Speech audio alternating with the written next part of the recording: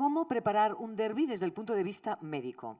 Para entrar en el tema de lleno, contamos con el doctor Manuel Guillén, doctor y licenciado en Medicina y Cirugía, licenciado en Educación Física, académico de la Real Academia de Córdoba y entrenador nacional de fútbol. Él será el encargado de presentarnos a los participantes, José María Villalón y Jaime Abascal, para llevar a cabo esta primera mesa, y así empezamos ya con el trabajo. Adelante. Muchísimas gracias por estar con nosotros, doctor Manuel Guillén, que actuará como moderador. ¿Lo tenemos por aquí? Muy bien, bienvenido. Muchas gracias por estar con nosotros. Bien, buenos días, señoras y señores.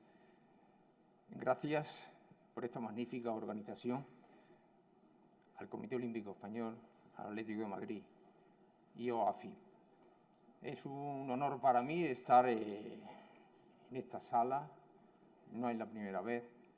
He pertenecido al Comité Olímpico Español desde el 2005, que llevé a Córdoba, a la Universidad de Córdoba, el Centro de Estudios Olímpicos, y después al Real Círculo de la Amistad, el Aula de la Salud y el Deporte, que es lo que ahora precisamente me une fuertemente con este evento. Tener aquí a dos personalidades de la medicina deportiva, pues es para mí gratísimo, y además la primera vez que presento justamente al doctor del Atlético de Madrid aquí, porque en Córdoba lo he presentado muchas veces, pero sí es cierto que al doctor del Real Madrid es la primera vez que lo voy a presentar. Va a empezar el doctor Villalón y por lo tanto voy brevemente, porque tiene un currículum impresionante, a dar unas pinceladas sobre su trayectoria. Médico especialista en medicina de la educación física y el deporte y traumatología del deporte. Experto en prevención y tratamiento de lesiones deportivas de alto rendimiento. Profesor asociado de la Facultad de Medicina San Pablo C. Jefe de los servicios del Atlético de Madrid. Máster de traumatología del deporte de la UCAM. Máster en cirugía y biomecánica del pie. Máster de alta dirección de instituciones sanitarias. Máster en biomecánica del aparato locomotor, galardonado con la distinción de médico deportivo del año 2009, medalla de plata del mérito deportivo de la Real Orden del Mérito Deportivo y médico oficial de los Juegos Olímpicos Seúl 88 y Barcelona 92. Querido compañero y mejor amigo, doctor Villalón, tienes la palabra.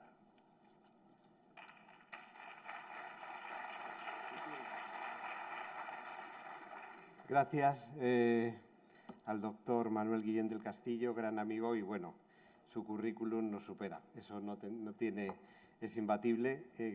Gracias por toda la labor científica, docente, de divulgación del deporte que vienes haciendo tantos años y miembro de la Real Academia Olímpica de Córdoba. Bueno, pues el tema de hoy es muy grato, un tema muy de actividad, cómo preparamos un derbi de fútbol.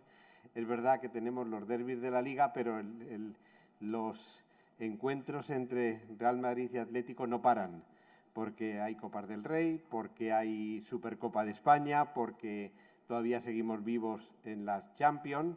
Por cierto, que hoy tienen partido esta noche. Hay que agradecer al doctor Jaime Abascal que esté aquí con nosotros cuando está en capilla para este partido de Champions esta misma noche. Nosotros siempre tratamos de buscar el truquillo para que los derbis nos sean favorables, pero no es nada fácil porque es verdad que el equipo al que tenemos enfrente en el derbi es magnífico, ya lo saben todos, con lo cual es tratar de superarle y buscar medidas, por decirlo así, de preparación, de medidas de medición de nuestros jugadores para que estén disponibles para el partido, para ese derbi, en las mejores condiciones. Es decir, que hacemos en esta breve introducción, pues lo que he hecho ha sido dividirla en qué es lo que es el monitoreo o monitorización del entrenamiento de nuestros jugadores durante los entrenamientos previos al derbi, las estrategias de preparación, los protocolos específicos que nosotros hacemos y las mediciones de la recuperación de esos jugadores, cómo se encuentran y saber realmente para comunicarlo al entrenador cómo ¿Cuál es nuestra propuesta para cada uno de nuestros jugadores? La monitorización, o monitoreo, como dicen en Hispanoamérica, pues es ese proceso de recolección de datos, los Big Data, los GPS o los análisis que hacemos a nuestros jugadores durante su práctica deportiva, durante el entrenamiento.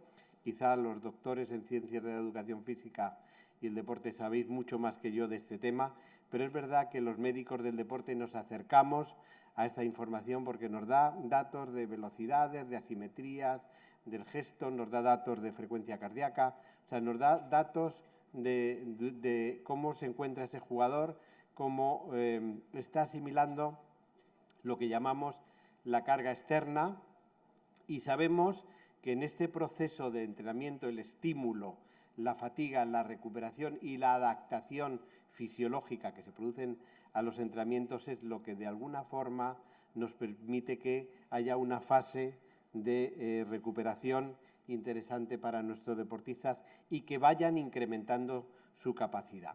Si esto no lo realizamos de forma adecuada entre todo el equipo de trabajo que tutela al deportista en general, se va a producir el efecto contrario, en donde se reduce esa capacidad de aceptar la carga a la que le estamos sometiendo, y posiblemente podría aparecer lo que llamamos la lesión, la lesión que tratamos de evitarlo, y la disminución del rendimiento.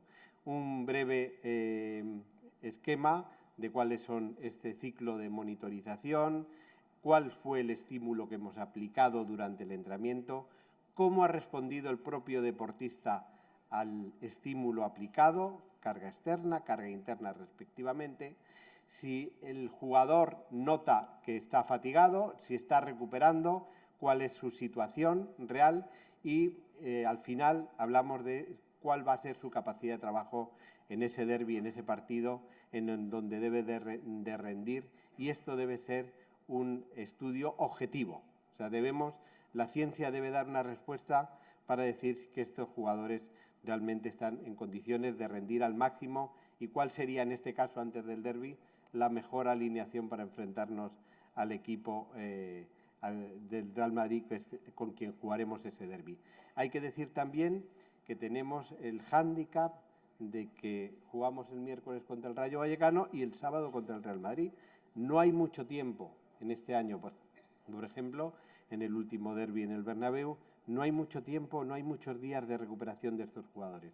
Aquí tenéis un poco en el ciclo de monitorización la integración de la información, muy útil. Hoy día se trabaja con estos parámetros, los GPS, vemos todos estos estudios o parámetros que nos van dando índice e información, la metemos en un sistema y tendremos ese método que llamamos del semáforo rojo, amarillo o verde, para decirnos si ese jugador está en condiciones. Estrategias. ¿Cómo podemos preparar ese partido teniendo escasamente 3 días después de... Pues hay, digamos, estrategias que tienen un grado de recomendación A, y yo os diría las más importantes son las más sencillas, como puede ser una adecuada nutrición y una adecuada hidratación. Aquí veis un poco la rehidratación después de un partido. Tenemos escaso tiempo para que el jugador llegue a una buena rehidratación después de un partido, en donde vamos a incluir tanto los carbohidratos de rápida asimilación, los antioxidantes, también sodio, que se ha perdido durante el partido o un entrenamiento intenso, y luego una comida en esa nutrición con un alto contenido de hidratos de carbono. Los depósitos de glucógeno muscular se han deplecionado, y lo que queremos es que rápidamente vuelvan a estar al 100% para afrontar ese nuevo reto que sería el siguiente partido, el derbi en este caso. También decir el sueño, nutrición, hidratación, sueño, todo lo que estamos diciendo quizá es lo básico, el pilar fundamental, quizá el no tan caro porque lo tenemos siempre bien planificado. con nuestros nutricionistas y con nuestros preparadores, y hablar también de entrenamiento invisible. Este tiene un grado de recomendación B. Veis que, o ven que aquí hay una siesta antes del partido, viene unas 8 o 10 horas de sueño para nuestros jugadores, sería lo ideal para recuperar, para producir la hormona de crecimiento durante las horas de sueño que les van a recuperar. Y luego fijaros en nutrición, carbohidratos de alto índice glucémico, alimentos con triptófano, como puede ser la leche, la carne, un neurotransmisor, y también con melatonina. Determinados alimentos lo contienen, como vienen ahí. El masaje, sin embargo, en contra de lo que pensamos, tiene un grado de recomendación B. Normalmente estos grados de recomendación alta, el A, que sería el de alto grado de recomendación, o el B, no tan demostrado, los que están muy demostrados por metaanálisis son los de recomendación A. Los que están recomendados por ensayos clínicos pues tienen una recomendación B. Y son masajes suaves, masajes de recuperación, de contracturantes, de 5 a 12 minutos. Muchas veces el masaje lo aplicamos incluso con hielo, masaje con frío, vibración, fricción, taponamiento, todo eso puede llevar a disminuir esa percepción del dolor muscular, las agujetas tras un partido, pensando en la recuperación del siguiente. Las medias de compresión, muy de moda, los deportistas las llevan, muchas veces no se les ve, pero es verdad que llevan esas medias de presión de varios milímetros de mercurio en sus piernas y en sus muslos, y lo utilizamos previo a dormir, con lo cual facilitamos de alguna forma la recuperación, la disminución del dolor muscular, la circulación de retorno, etc.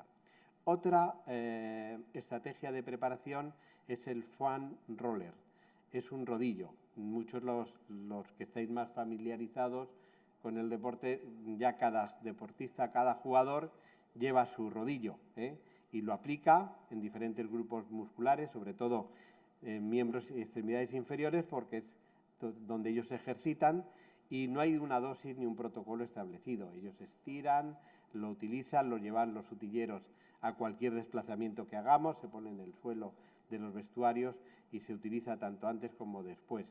Y luego estrategias como puede ser la electroestimulación, una técnica de fisioterapia, pues tiene una recomendación B, pero siempre modo de alta frecuencia. Podría ser una técnica de recuperación también para disminuir esas agujetas y disminuir la percepción de fatiga. En cuanto al entrenamiento de fuerza, también tiene una recomendación B, pero también es importante en esos entrenamientos post-competición porque liberan hormona de crecimiento y testosterona. Y se supone que va a ser algo que va a recuperar el músculo o el microtraumatismo muscular, el catabolismo que se haya producido durante la máxima actividad o actividad de máximo rendimiento. Con lo cual, un día posterior al partido se puede hacer un entrenamiento de fuerza, sobre todo de extremidades superiores. Luego los estiramientos no se sabe realmente o no se ha demostrado que tengan un beneficio real. En todo caso, los estiramientos podemos utilizarlos, como no, buscando otro tipo de objetivos, como es mejorar los rangos articulares. No está tan claro que tenga un efecto sobre la recuperación muscular tras el gran esfuerzo. Aquí tenéis por tanto, el resumen en esta gráfica de lo que puede ser con los grados de recomendación, la nutrición e hidratación, un grado A, y para qué está recomendado, para recuperación de fuerza y de las agujetas, la inmersión en agua fría a 10 grados, 10 minutos, que muchos de nosotros, yo por lo menos, no aguantaría tanto tiempo porque es un agua fría, pero ellos sí que lo toleran y se hace después de la actividad deportiva intensa, después de un partido, se meten en esa piscina, pileta de agua fría que les viene muy bien para esa recuperación del daño muscular producido durante la actividad del masaje. Recomendación B para la recuperación del dolor muscular, y las prendas de compresión, que como he dicho anteriormente, muchos deportistas cuando volvemos de viaje las llevan puestas, llevan pantalón corto, son un cuadro desde el punto de vista estético como les sienta, pero sin embargo desde el punto de vista de recuperación les va bien.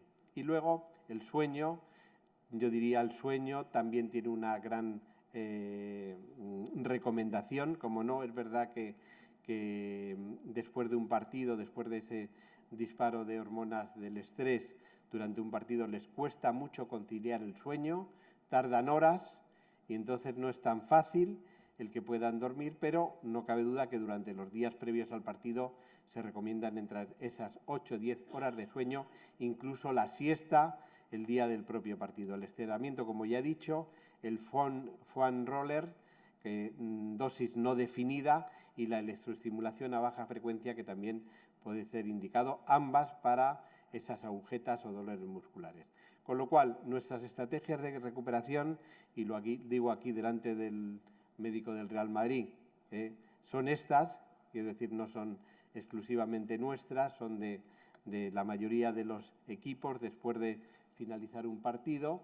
Como ven aquí a la izquierda, pues la hidratación lo más inmediato y la nutrición para la reposición de esos depósitos de glucógeno muscular con hidratos de alto índice glucémico, el agua fría, los 10 minutos, la comida de carbohidratos, también importante, la comida de la pasta, nos gusta hablar, pero que es muy importante hacerla después de esa fase de competición, después de un partido, la compresión y el sueño. Todo ello en esa escalonada escalera que veis ahí, que nos viene fenomenal. Con lo cual, la planificación en tiempos, en minutos, pues está pensada de esta manera. A los 20 minutos de terminar un partido, pues le damos esos batidos ricos en proteína y en carbohidratos, fácil de tolerar y de utilizar para ir rehidratación, la inmersión en agua fría, el masaje con hielo muchas veces, y esa comida de recuperación con la compresión serían nuestros secretos. Simplemente, desde el punto de vista subjetivo, al propio jugador le damos en su tablet, en su móvil, le damos esta especie de escala de percepción de 0 a 5, en donde nos hablan de su sensación de fatiga, cómo están, qué estado de ánimo tienen para encarar el siguiente entrenamiento, las agujetas, la calidad, cómo han dormido esa noche y la sensación que ellos mismos de forma subjetiva tienen de su recuperación. Y sin más, y por dar la palabra a mi colega, como decía Sir Alex Ferguson, que estuvo más años de entrenador que Cholo Simeone, pues decía que las ciencias del deporte es lo más importante cambio en su estilo de vida y en su tiempo de entrenador. Muchas gracias.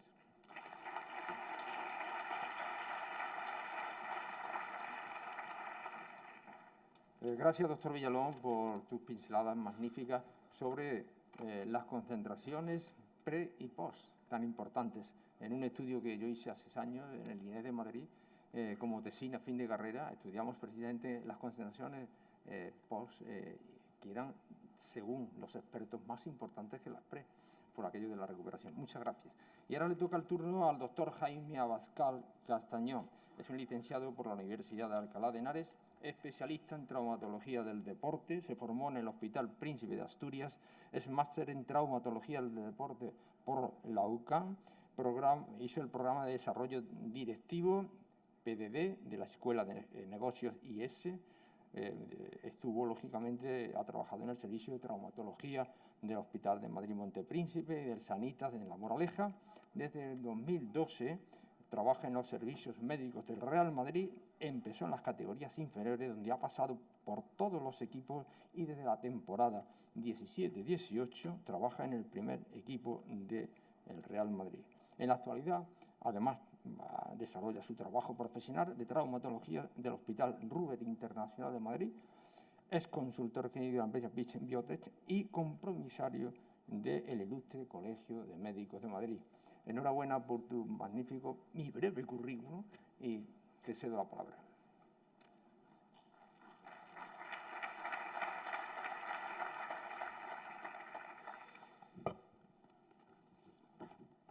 Buenos días a todos. En primer lugar, quería dar las gracias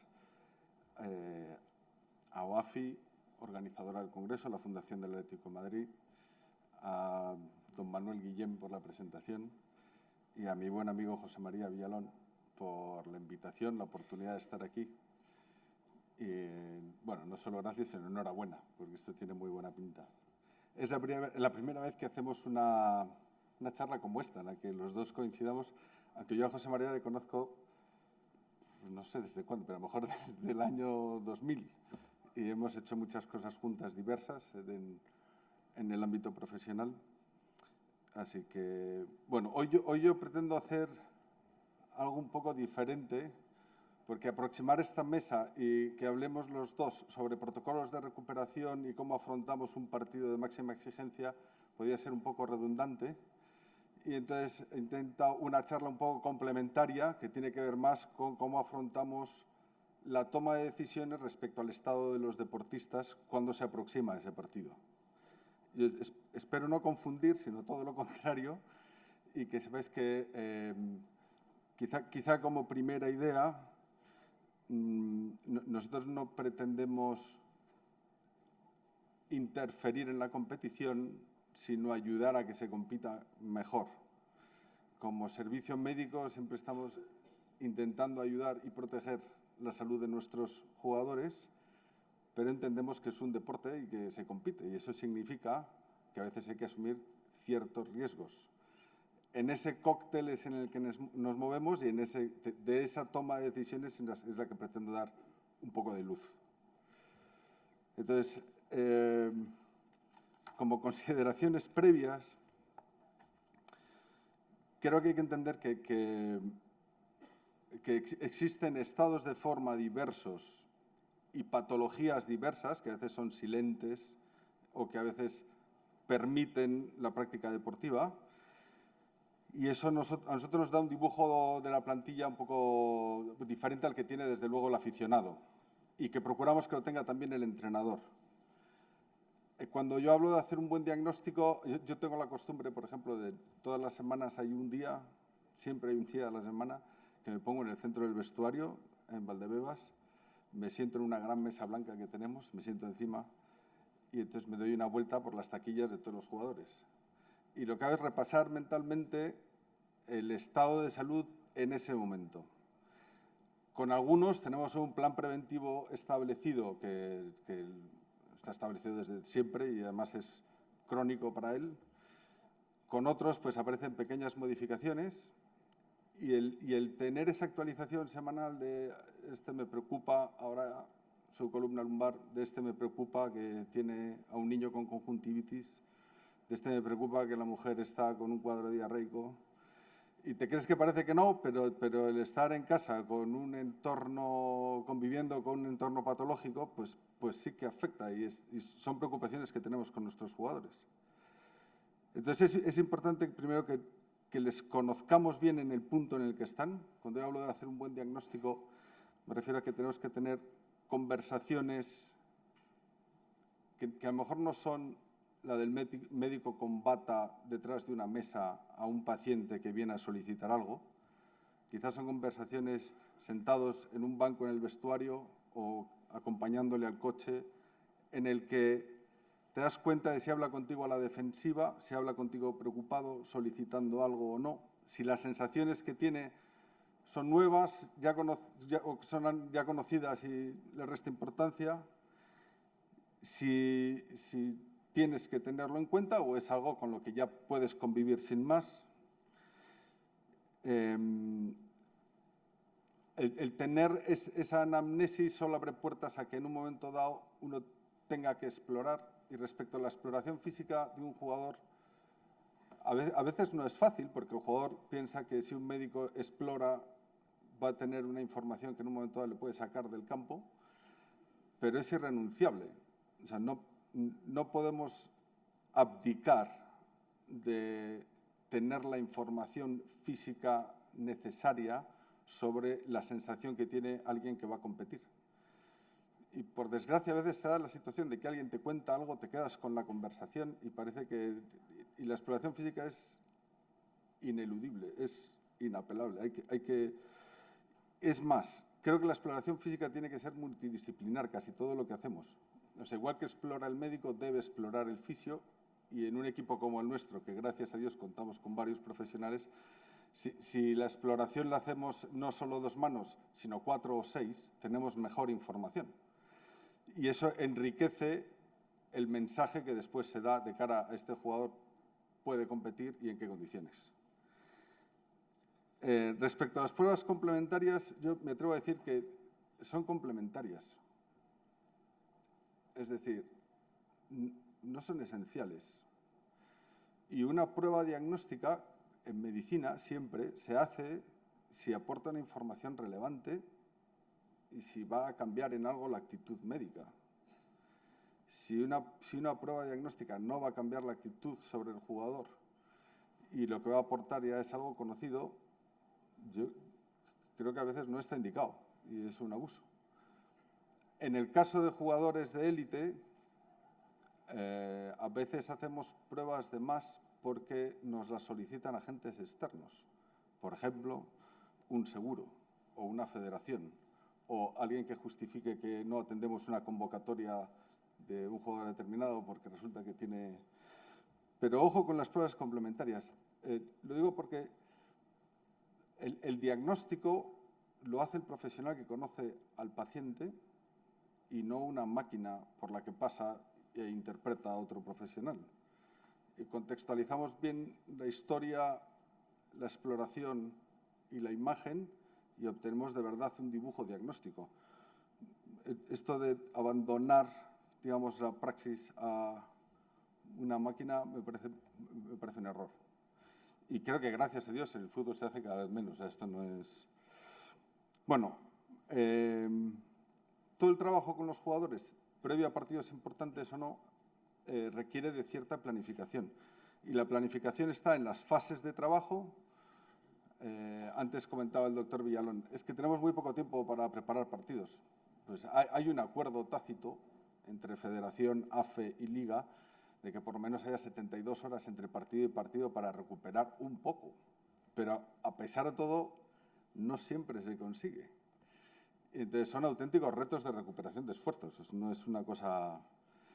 Claro, un golpe, pues es un golpe. Y la gente piensa en un golpe que, bueno, esto es un golpe, puede... Sí, pero un golpe es un episodio inflamatorio articular que puede en un momento dado condicionar la función. Y entonces eso significa que aparece otra patología reactiva porque a causa de una mala... de estar pisando mal en el ejercicio, pues haces una tendinosis reactiva de tendones peroneos y tibia posterior. Pues aparece una nueva... es patología secundaria, sí, pero estas cosas todas hay que... Entonces las fases de trabajo que hacemos post-esfuerzo y pre-esfuerzo, pues tienen que estar claras. Cuando pones el frío, cuando peleas por el descanso, cuando... Es cierto que a nosotros nos ayuda, podemos dar información, pero nos ayuda mucho el que se encarga de la disciplina del conjunto. Y ahí muchas veces está el entrenador. Si el entrenador, que los hay, lo ha habido en la selección española y lo ha habido en distintos equipos, ordena que en un equipo a las 12 de la noche todo el mundo está en sus habitaciones, quiere decir que ya no hay fisios tratando en las camillas, ya no hay gente en zonas comunes de convivencia y te vas a tu habitación. Pues eso nos ayuda a que la gente se meta en la cama y duerma. Es cierto que hacemos una concentración y el partido es a las 9 de la noche del día siguiente. O sea, el día se hace muy largo. Entonces, los jugadores duermen 10 horas, duermen 10 horas. Pero a lo mejor no duermen 10 horas, no sé, de 11 a 9. Duermen 10 horas a la hora que sea, ¿no? Bueno, fases de trabajo, incorporación de tareas, coordinación de profesionales. Toda esa parte hay que tenerla en cuenta, pero habitualmente esto ya es inercial. Lo tenemos... Y creo que también hay otro punto ahí, que es transmitir las expectativas a un jugador simplifica mucho las cosas. Es decir, ante un proceso patológico conocido, si a un jugador le explicas que ante un esguince de ligamento peroneo astragaliano anterior que no deja un rango de inestabilidad agresivo, va a jugar con un vendaje. Y si en un momento dado le dices, si empieza a dolerte el tobillo por detrás, en una corredera interna a lo largo del tendón de Aquiles, quiere decir que se te está defendiendo el tibial posterior. Si se te defiende el tendón tibial posterior, ese tobillo no está yendo bien. Que se te enciende una luz y por lo menos transmítemelo. Porque habrá que hacer o habrá que actuar biomecánicamente de alguna manera sobre ese esguince. Se le podrá ayudar de otra manera. Eso a un jugador le da mucha seguridad. Sabe que tiene un patrón patológico, sabe que hay unas expectativas. Si le das las herramientas para interpretar lo que tiene, él es capaz de aguantar más y mejor el esfuerzo. Bueno, y por supuesto, respecto a las expectativas, pues la expectativa de evolución de una lesión es tremenda, ¿no? Bueno, el escenario 1 es un jugador sano y en forma. El doctor Villalón ya ha contado en el fondo yo creo que casi todos los equipos de élite hacemos cosas parecidas. Podemos utilizar una herramienta u otra, pero GPS, softwares, utilizamos más o menos lo mismo, porque lo que buscamos es el consenso científico. Y nosotros somos médicos, no somos deportistas, no somos técnicos. Bueno, aunque hagamos deporte, pero lo nuestro es atender el deporte desde otra perspectiva, ¿no?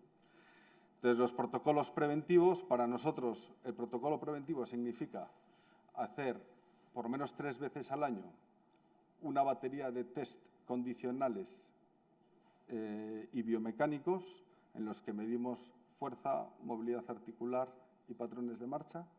Sobre eso conseguimos una figura del jugador y le vemos dónde tiene algún tipo de deficiencia y organizamos un plan preventivo individualizado. Ese plan es una sugerencia que se le da al jugador y a los preparadores físicos para manejar su trabajo diario.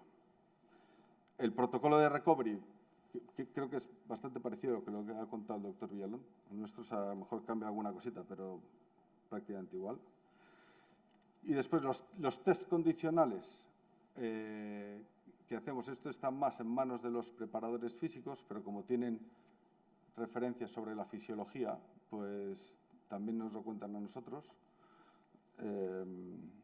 Dentro del trabajo multidisciplinar del Servicio Médico del Real Madrid, contamos con el doctor López Chicharro, al que conoceréis, que es un fisiólogo del deporte de primera fila. Y básicamente es un trabajo multidisciplinar, ¿no? Y luego las decisiones técnicas.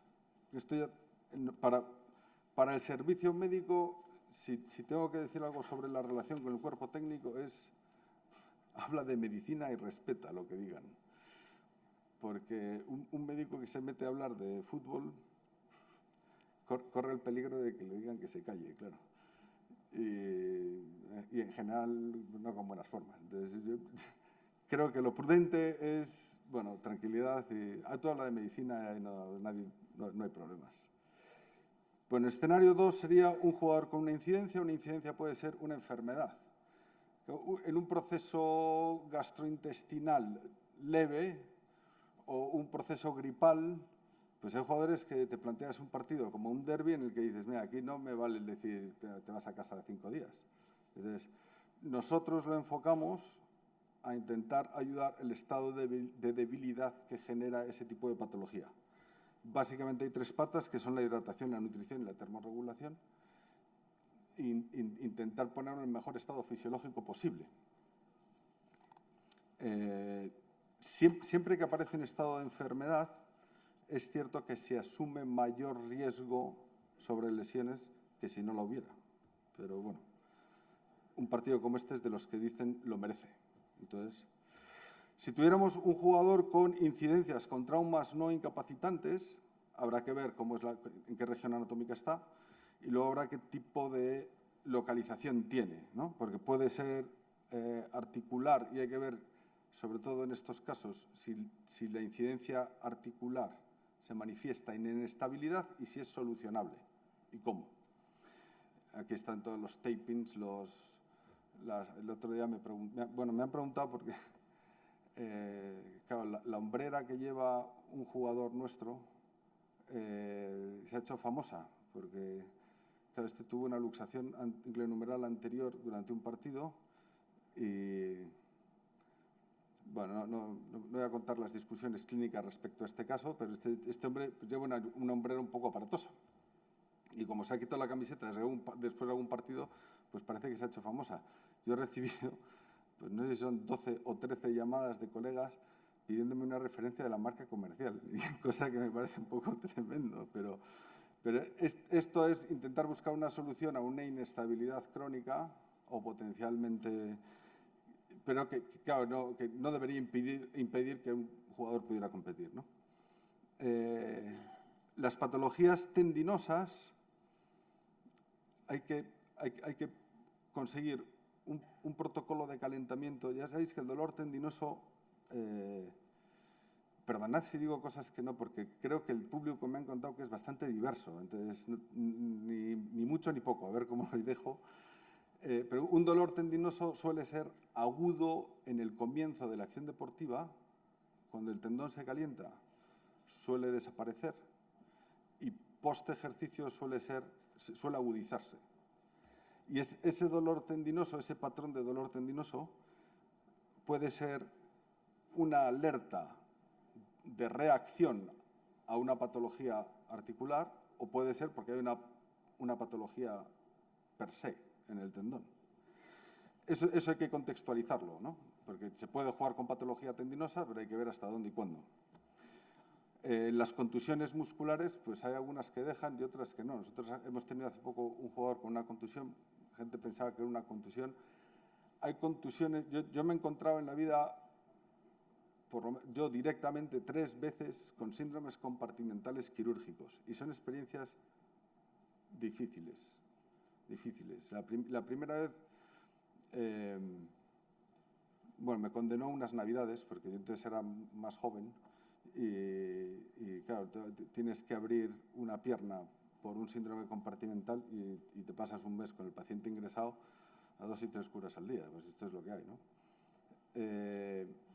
Esos recuerdos, cuando tú ves una contusión muscular y de repente la primera imagen que te asoma es la inflamación de un músculo y esto, pues dices,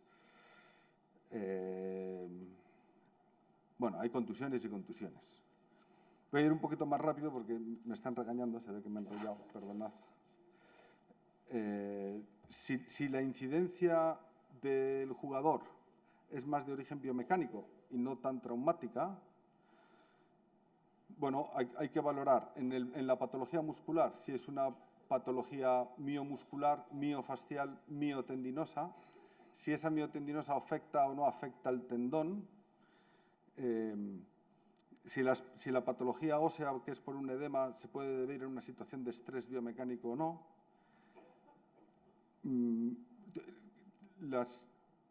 Los músculos estabilizadores de cadera, por ejemplo, que son músculos que permiten hacer muchísimas cosas, pero que su potencial complicación está en una desestabilización del cinturón pélvico, lo que antes llamábamos una osteopatía dinámica de pubis, que hoy en día yo creo que hemos cambiado, gracias a Dios, los conceptos. Bueno, todo esto significa o está orientado, todo lo que estoy diciendo, a que al final vayamos a una conversación con el entrenador para intentar darle una nota de riesgo y disponibilidad. Este jugador tiene una lesión miofascial en un músculo de carácter propioceptivo, es decir, no es explosivo, puede ser un vasto externo, y cuando digo miofascial me refiero a una lesión entre el músculo y su funda, no en el músculo y el tendón, donde hay una transferencia de fuerza más directa. Pues ese músculo y esa localización probablemente tolera mucho mejor la carga y tolera la competición. Este jugador tiene una lesión miotendinosa en una cabeza larga de bíceps femoral, una miotendinosa en un bíceps femoral, que además es reactivo, pues es una muy peligrosa. Esa va a incidir negativamente en su rendimiento, porque no va a ser capaz de hacer un sprint de tanta intensidad, y el riesgo que asume de relesión o de complicación pues es grande. Entonces, esta toma de decisiones al final tiene unas cuantas patas.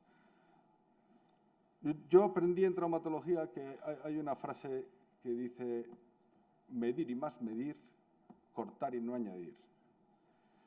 Y esto es cuando tienes que hacer prótesis o fracturología y tienes que cortar un hueso, lo que has cortado lo has cortado. Eso ya. Entonces es medir y más medir, cortar y no añadir. Y a la hora de asumir un riesgo, dar una nota sobre la patología de un jugador que tiene que competir al máximo nivel, pues es un poco parecido. Y entonces uno no puede ir a esa conversación diciendo yo creo que vas a estar bien. Yo creo que vas a estar bien, ¿por qué? Entonces hay que medir, hay que tener test biomecánicos, hay que tener test de fuerzas, hay que tener test condicionales. Y el arte está en hacer esos test durante las tareas de recuperación del jugador o durante las tareas preventivas del jugador. Y llegas a la competición con información suficiente para tener una conversación con el paciente y decirle, tú cómo te encuentras, estos son los datos que tengo. Y sobre esos datos, entonces se toma la decisión. Hay que intentar como médico simplificar los mensajes y dar seguridad. Simplificar los mensajes y dar. Al final uno por la experiencia sabe que si un jugador es capaz de hacer fuerza en este rango es muy difícil que después se vaya a complicar con una lesión. Que si un jugador es capaz de hacer este tipo de gestos, igual que sabes que en una recuperación de ligamento cruzado anterior, aunque todos los test te digan que está fenomenal, hasta que tú no le ves al jugador ser familiar con el gesto deportivo y tirarse al suelo a rebañar un balón, no tiene la confianza todavía para estar recuperado 100%. Pues hay lenguaje en medicina del deporte que es quizá más trascendente, pero que simplifica el mensaje al jugador para decir, puedes jugar. Y, bueno, por último, hay que tener una actitud de sumar. En los trabajos multidisciplinares tenemos siempre muchas voces. Y hay voces que son las del miedo, las del ojo que puede pasar. Creo que hay que tener una actitud siempre de sumar. Intentar llamarle las cosas por su nombre, pero dar tranquilidad y sumar para que se pueda competir con una actitud positiva. Muchas gracias.